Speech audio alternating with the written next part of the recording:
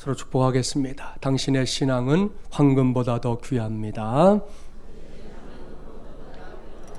하나님을 발견하는 기쁨으로 살아갑시다. 할렐루야. 설 명절 은혜 가운데 잘 보내셨지요? 그런 의미에서 진심을 담아 한 번 더 축복하겠습니다. 새해 하나님의 복 많이 누리십시오. 복 받는 당신 때문에 나도 살맛이 납니다. 할렐루야. 이렇게 명절을 마치고 다시금 한자리에 모인 오늘은 황금보다 더 귀한 나의 신앙 6번째 시간입니다. 오늘은 우리의 예배에서 하나님의 임재를 체험하게 하소서라는 제목으로 하나님의 말씀을 전하도록 하겠습니다. 지난 주일에 제가 전했던 말씀 기억하시죠? 기억할 거라고 믿습니다. 믿고 하나님을 발견하는 기쁨을 이어가고 있습니까? 라는 제목으로 말씀 전했습니다. 그 말씀의 핵심이 뭡니까? 다른 그 누군가나 혹은 다른 그 어떤 장소가 아니라 바로 내 자신에게서 내가 살고 있는 삶의 자리에서 살아계신 하나님을 만나야 한다는 것이었습니다. 아버지와 형을 속인 일로 집을 떠나게 됐던 야곱이 베델에서 체험했던 것이 바로 하나님을 발견하는 기쁨이었다는 거 기억하시죠? 그 기쁨은 포켓몬고에 빠진 사람들이 포켓몬 하나 발견하고 체험했던 기쁨과는 비교조차 할 수 없는 것이다 말씀드렸어요. 이것이 지난 주일에 제가 힘주어 전했던 말씀이었습니다. 그 말씀은 이제 하나님과 나와의 만남을 나라는 사람이 호흡하며 살아가고 있는 그 삶의 자리라는 좀 넓은 무대 안에서 찾아봤던 말씀이었는데요. 오늘은 그 무대를 이렇게 좀 축소해 보려고 합니다. 그것도 많이 축소해 보려고 합니다. 그것은 저와 여러분이 하루하루 호흡을 하면서 살아가고 있는 삶의 자리 가운데서도 가장 하나님과의 만남이 용이한 곳인데요. 그곳은 다름 아닌 하나님을 예배하는 자리입니다. 지금 저와 여러분이 주일을 맞이하여 앉아있는 바로 이곳, 이 시간 말입니다. 새가족들의 경우에는 어떤지 모르겠지만 우리 교회를 어느 정도 섬긴 성도들이라면 김진철 목사가 예배를 매우 중요하게 생각하는 목사다, 이 정도는 알고 있을 겁니다. 이미 말씀드린 적이 많았는데요. 저는 교회 안팎에서 누군가를 위해 혹은 뭔가를 위해 봉사한다 하는 미명하에 하나님께 드리는 나의 예배가 없는 신앙생활, 그것은 결코 건강한 신앙생활이 아니다, 이렇게 생각하는 목사입니다. 그래서 우리 교육자들에게도 늘 당부해요. 반드시 내 자신이 예배자로서 하나님께 올려드리는 나의 예배가 목회자들에게도 있어야 한다 강조합니다. 그런 다음의 사역입니다. 그런 다음의 봉사입니다. 옳습니다. 이 세상 그 무엇도 하나님을 예배하는 것보다 우선일 수 없다. 오늘 기회에 다시금 이러한 사실에 대해 적극적으로 동의할 수 있는 저와 여러분이 되기를 주님의 이름으로 축복합니다. 할렐루야. 사랑하는 마주물리는 가족 여러분, 예배를 두고 이렇게 강조하고 또 강조하는 거 비단 김진철 목사만의 생각은 아닙니다. 바른 신학을 제대로 공부한 목회자들이라면 누구나 그리고 마땅히 이렇게 가르칠 거예요. 무엇보다 하나님의 말씀인 성경이 그것을 우리에게 명백하게 분명하게 확실하게 가르쳐주고 있습니다. 오늘은 그 말씀에 우리의 귀를 기울여 보려고 하는데요. 본론에 들어가기 전에 우리가 오늘처럼 매주 드리는 예배 혹은 주중에 드리는 예배가 얼마나 위대하고 놀라운 것인지, 얼마나 귀하고 복된 것인지 제대로 알기 위해 비교의 대상을 하나 정해봤습니다. 그 대상은 우리에게는 늘 가깝고도 먼 나라 이렇게 불리는, 이 정도면 다 아시죠? 오늘 광고도 했지만 어느새 올해로 3.1 만세운동이 100주년을 맞이하게 됐지 않습니까? 그런데도 여전히 반성의 기미가 없어서 늘 우리의 눈살을 찌푸리게 만드는 일본입니다. 지난달 28일에 위안부 할머니들 중에서도 I Can Speak라고 하는 영화의 주인공, 이 주인공으로 알려진 김복동 할머니가 93세 일기를 마지막으로 세상을 떠나셨습니다. 전국에서 할머니를 애도하는 물결이 일어났는데요. 이런 상황에서도 적반하장으로 나오고 있는 일본 정부입니다. 요즘은 그놈의 아자만 나오면 아주 머리가 지끈거리고 때때로 뒷목에서 막 화가 치밀어 오를 때가 있어요. 그나마 위안이 되는 건 일본 사람들 중에 그래도 양심 있는 사람들이 있다는 사실입니다. 그들은 자국의 행태가 매우 잘못된 것이다, 직설적으로 비판도 하고요, 예의를 갖춘 정부의 사과 강력하게 요구하고 있는 중입니다.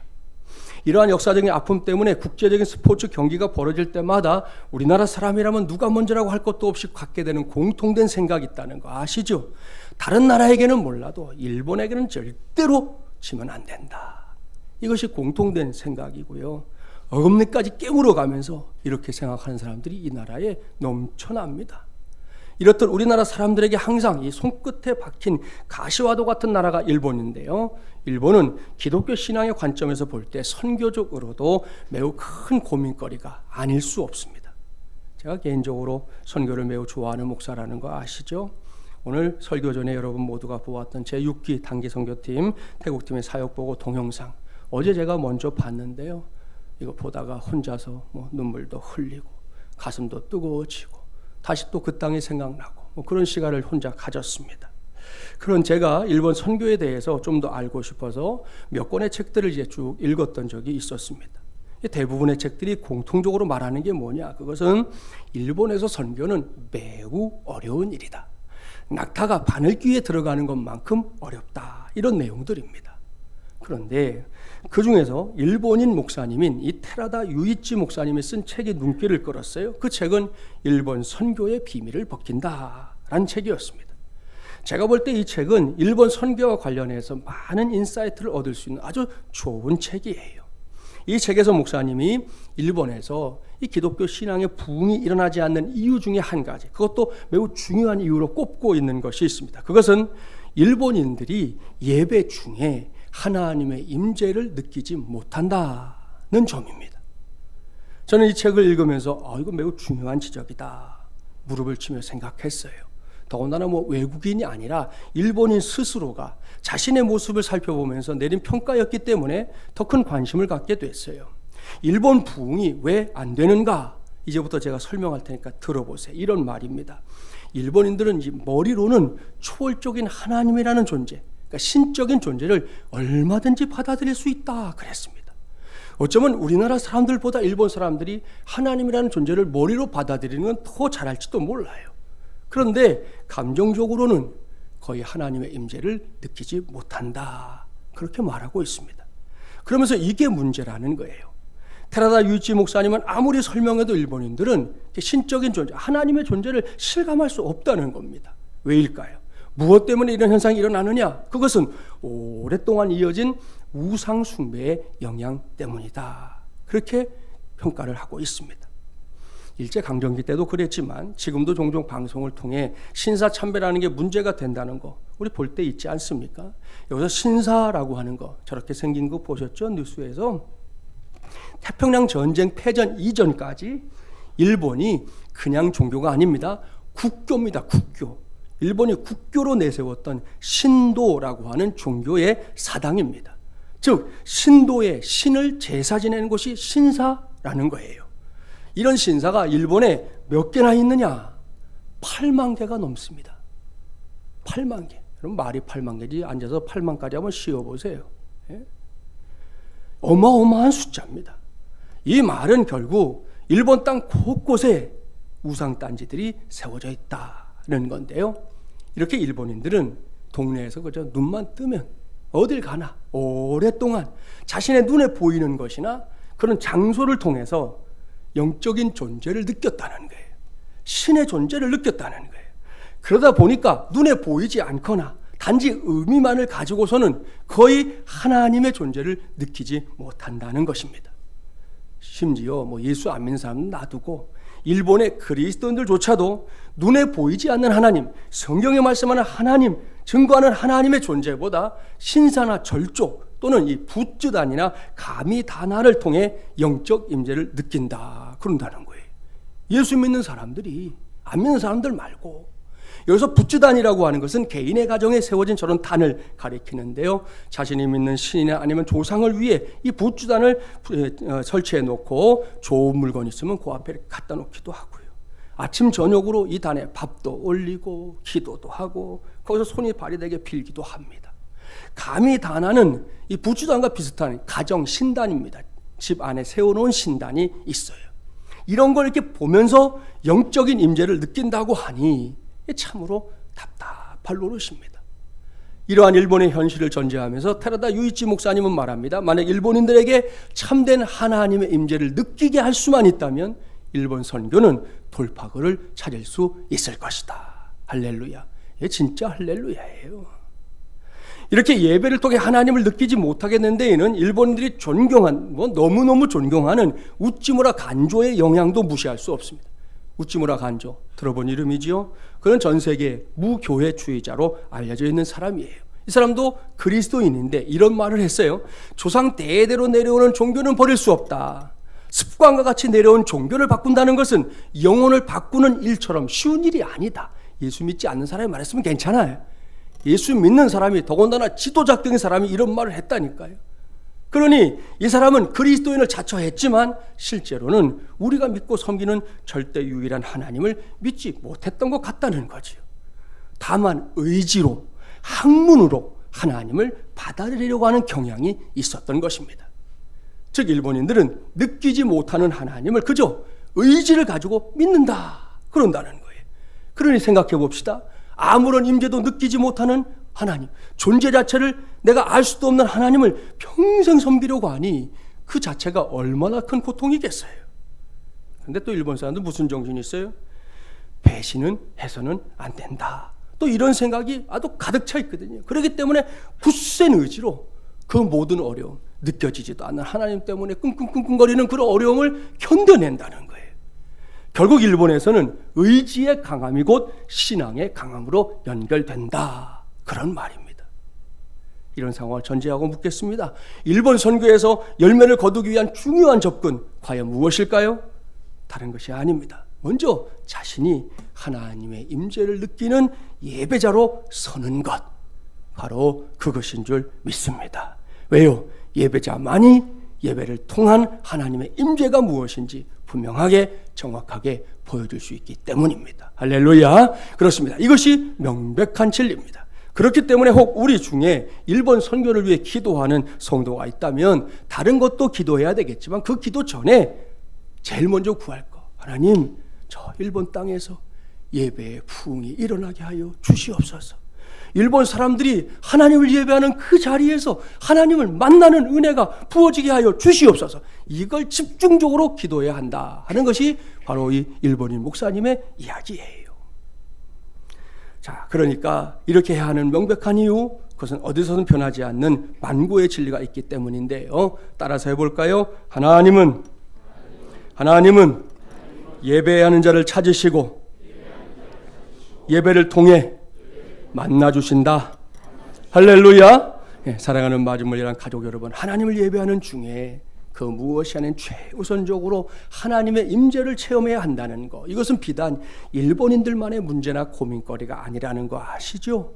그렇습니다. 제가 오늘 말씀을 시작하면서 본론에 들어가기 전에 우리가 오늘처럼 드리는 주일 예배 혹은 주중에 드리는 예배가 얼마나 위대하고 놀라운 것인지, 얼마나 귀하고 복된 것인지 제대로 알기 위해 비교의 대상을 하나 정해봤다 그랬습니다. 그리고 일본의 영적인 현실을 쭉 말씀드렸잖아요. 그런데 이것이 비단 일본만의 문제냐? 아닙니다. 그렇지 않습니다. 이것은 2019년을 살아가고 있는 저와 여러분에게도 매우 중차대한 신앙적인 이슈입니다. 이러한 사실에 우리가 동의하면서 오늘 주신 말씀을 함께 보았으면 좋겠습니다. 오늘 우리에게 주신 말씀은 요한복음 4장입니다. 요한복음 4장, 이 말씀 지난 주일에 우리가 야곱과 함께 만나봤었던 사마리아 수가성 여인에 관한 말씀으로 시작된다는 거 아시죠?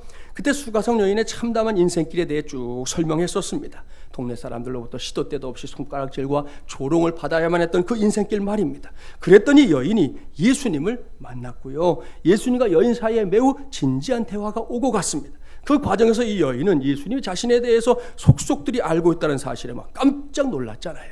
그런데 더 중요한 사실, 그것은 비록 자신의 죄의 굴레 속에서 여전히 살고 있긴 하지만 그래도 나는 구세주이신 메시아가 오시기를 간절하게 기다리고 있습니다. 내 삶의 자리 엉망진창, 여기 가도 손가락질, 저기 가도 조롱받는 인생이지만 그래도 나는 메시아가 오시는 거 그거 하나만큼은 기다리고 있습니다. 그렇게 예수님께 솔직하게 말했다는 거예요. 그때 예수님 주저하지 않고 대답해, 내게 말하는 내가 그리스도라. 할렐루야.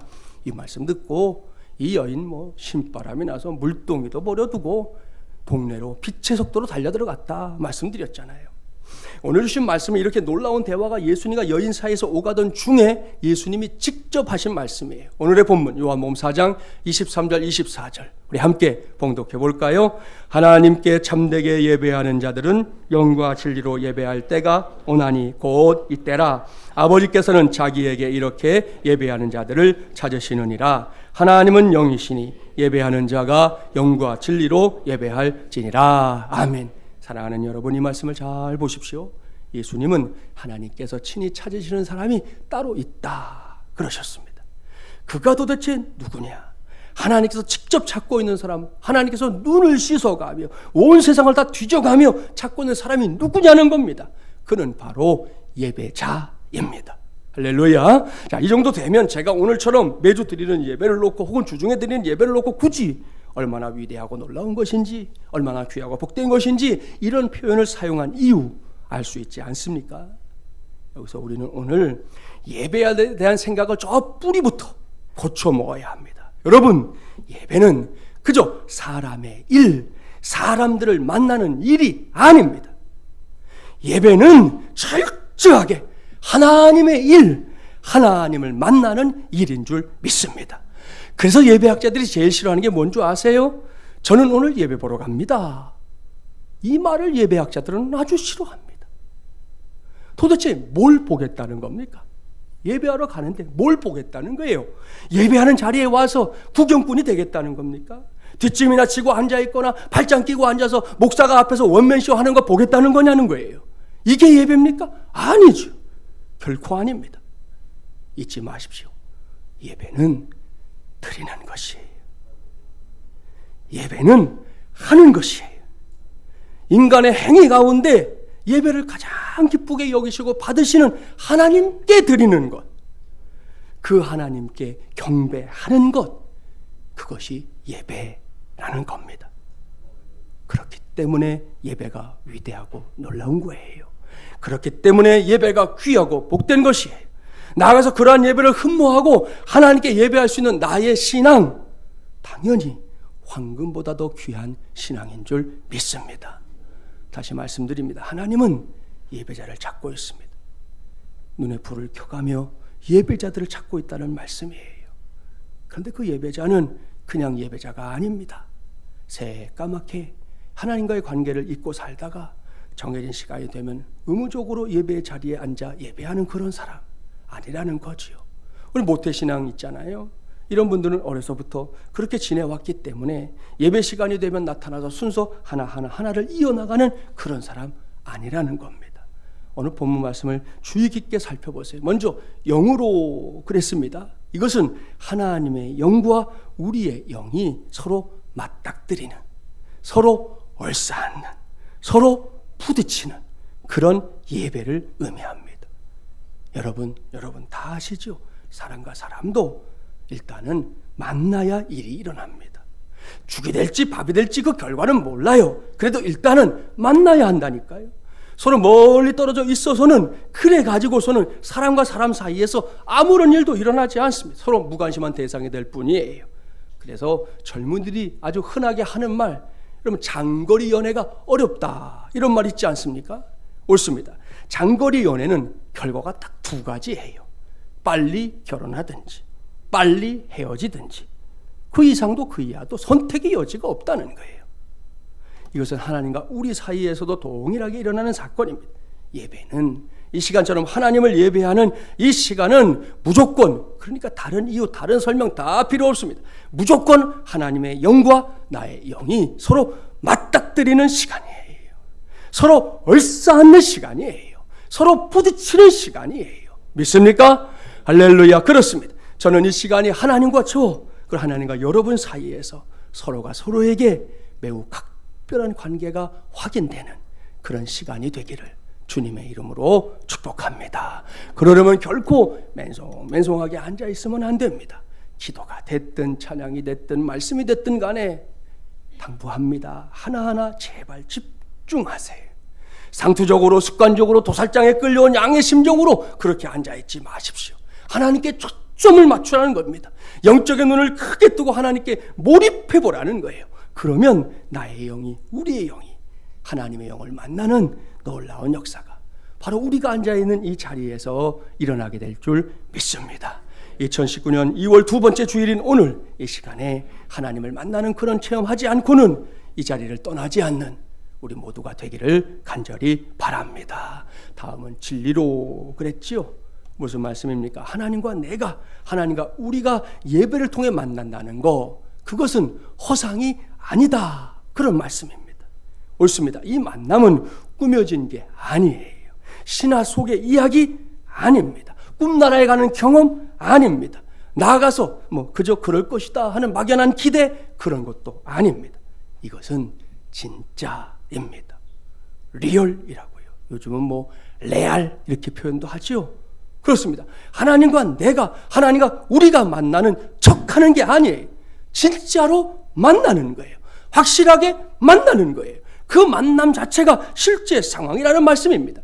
그래서 우리가 예배하는 현장에서는 항상 진리가 확증된다. 바로 이것을 말씀하고 있는 것입니다. 여기까지 오늘 제가 힘주어 전한 말씀에 우리 모두가 관심을 집중하기 바랍니다.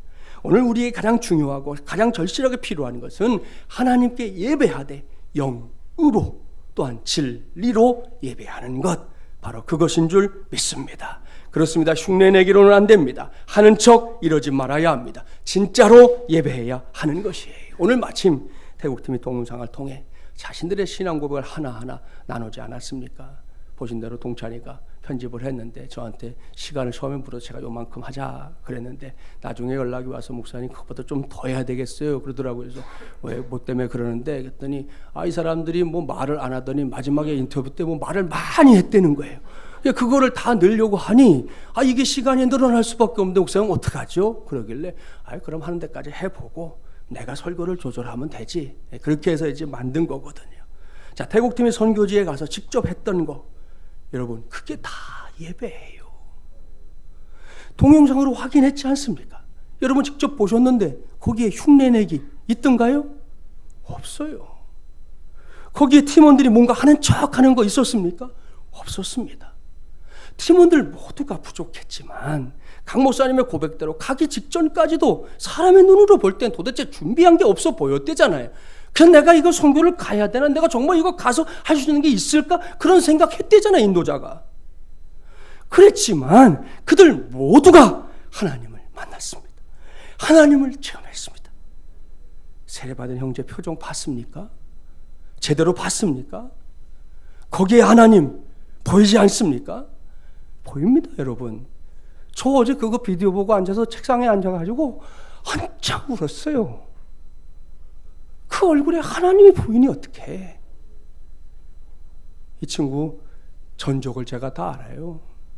아까 본인이 고맙다고 직접 얘기도 했지만 우리 현아자매가 교회를 인도에 왔는데 맨 처음에 저한테 고민했던 게 뭐냐. 현아자매는 교회 와서 신앙생활 시작하고 은혜를 받고 좋아하고 깨닫는 게 있고 신바람 난다 그러고 만나면 하나님 얘기 자꾸 하는데 나는 모르겠다 이거예요. 와서 앉아는 있는데 느껴지지도 않고 오늘 공부했잖아요. 우리 일본 사람들처럼 모르겠다는 거예요. 하나님에 대해서 알 수가 없다는. 그래서 교회도 가기 싫다고 처음에는 드문 왔어요. 현아가 아니었으면 아마 안 왔을 거야. 그러던 친구가 예배하고 말씀 배우고 1:1 양육받고 그러더니 이번에 선교팀 간다는 거예요. 선교사님이 제 제자거든요. 전화가 왔어요. 목사님, 우리 호세 형제라는 친구가 여기 와서 침례 받겠다고 그러는데 자기 생각으로는 그냥 목사님 교회에서 목사님께 세례 받으면 좋겠는데 이거 어떡하죠? 그렇더라고요. 근데 제가 우리 호세의 생각을 다 알고 있었기 때문에 그거 고민 안 해도 돼. 누가 세례 주는 게 뭐가 중요해. 내가 알기로 우리 호세는 성경에 나와 있는 대로 원래 세례가 침례니까 침례를 받고 싶어 하는 거니까 가거든. 성사님이 최선을 다해서 침례를 해줘. 난 여기서 기도할 테니까. 그렇게 해서 이제 침례를 받게 된 거예요. 본인이 침례 받고 우리 위해서 올라오는 그 모습으로 이미 다 말하고 있고 자기 고백으로 다 말하고 있잖아요. 하나님을 본다는 게 뭐냐는 거예요. 그 속에 있는 하나님을 보는 거. 그게 진짜 우리가 하나님 보는 거 아닙니까? 여러분, 그러니 이것저것 따질 게 없습니다. 어차피 제 안에는, 여러분 안에는 하나님의 기준에 결코 도달하지 못하는 죄성이, 그 참담한 죄의 뿌리가 여전히 남아있어요. 하나님을 아버지로, 예수님을 구세주로 확실하게 믿고 있는데도 쓴 뿌리의 힘이 얼마나 막강한지 말이에요. 이 막강함을 막 이겨낼 힘이 내 안에는 없다고요. 아울러 연약함이 내 안에 꽉 들어차 있어요. 흔적거릴 때가 얼마나 많은지, 허덕거리며 살 때가 얼마나 많은지, 주일마다 예배는 하지만 이 자리에서 당당하게 기도 한번 하는 게 얼마나 어려운지 몰라요. 게다가 악할 때 얼마나 많은데요. 생각하는 거, 말하는 거, 행동하는 거 악하기 짝이 없잖아요. 그렇기 때문에 당장 우리 앞에서 누군가가 자격 시비를 한다면 적격한 사람, 우리 모두 중에 단 한 사람도 없어요. 모든 인류를 다 통틀어 넣어도 한 사람도 없다고요. 그러니 어떡합니까? 방법은 한 가지뿐이에요. 그저 하나님의 긍휼만 바라보며 하나님께 예배합시다. 신신당부합니다. 뭘 해도 결코 자격이 없는 내 자신을 보느라 정신이 없어서, 그래서 아무것도 하지 못하는 그런 처지에 나를 세워두지 말라는 거예요. 그건 내가 해결할 수 없어요.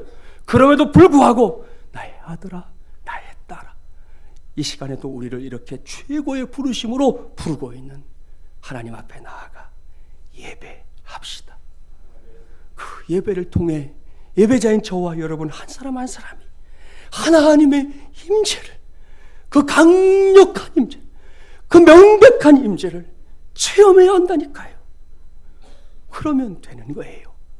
그러면 끝나는 거예요. 그래서 오늘은 이렇게 결론을 짓겠습니다. 어디에서든 누구에게든 예배의 부흥은 하나님의 임재를 체험하게 하고 변화의 기적을 보게 할 것이다. 할렐루야. 이것이 황금보다 더 귀한 나의 신앙을 통해 얻게 되는 놀랍고 위대한 영적인 유익입니다. 이러한 영적인 사실을 온몸으로, 온 영혼으로 체험하는 저와 여러분, 우리 마중물이라는 교회가 되기를 주님의 이름으로 간절히 축원합니다.